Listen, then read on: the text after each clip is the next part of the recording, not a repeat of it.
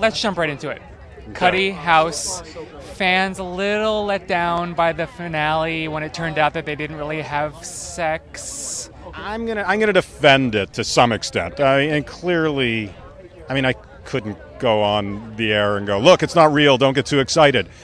But I do think it was a legitimate story, and I think, as Wilson pointed out in the finale, I believe, this House defined, when he lost it, he defined the reality he wanted to find.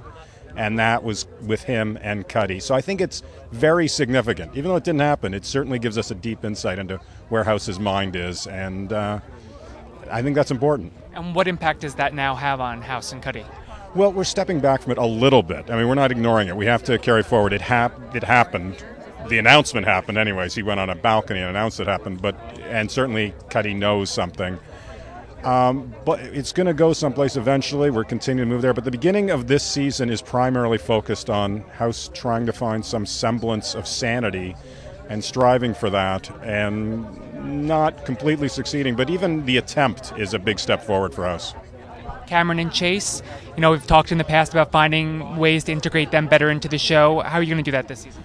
We actually, when House disappeared, when House goes away, the 2 hour that we start the season with really takes place over 2 or 3 months in that institution. We really are trying to be real about this. We're trying to play the reality of somebody coming to grips with getting healthy, mentally and emotionally healthy, and not quite succeeding. But then we come back to the institution and we deal with the fallout. We come back to Princeton Plainsboro and deal with the fallout over that.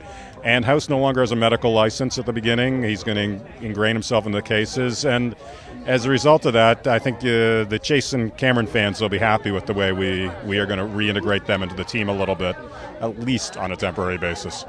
And Foreman and 13, Foreman's going to be the boss now for a little bit. Is that going to cause some tension between him and 13? Yes, to say the least, yes.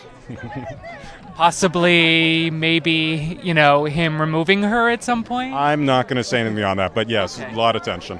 And any other interesting guest stars? I know that you got James Earl Jones coming on. That's pretty cool.